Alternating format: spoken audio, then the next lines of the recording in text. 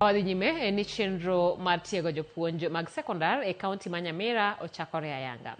Chenro ni geto chiwo lony ne jopuonj e wi kit somo mar CBE motelo ne jopuonjre mag gred 10 donjo e klas dwe mokwongo higa manyien. E chenro no mano chakore odiechieng' manyoro kendo biro rumo tich abich e skund yawuoyi ma Nyansiongo Borabu. Jopuonj biro yudo tiegruok e wi gigo madwarore e skunde mag senior kod kaka gibiro iko jopuonjre ne somo e skunde ma kamago.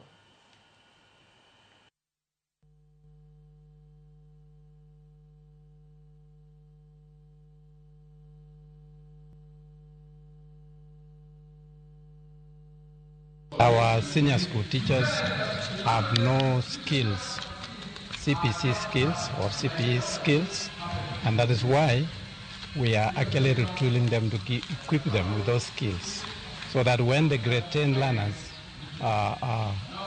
join senior school next year, they will be handled very well on CPE. As the grade 10s come in, we are being prepared, and we are going to prepare the other teachers back in our schools so that they know how they are going to be carrying out the curriculum implementation, from the curriculum design, how they prepare their professional books, their professional records, how they are going to prepare the assessments, how they are going to engage the learners. And so far what I've seen, this CBE curriculum is basically learner-centered. Previously, the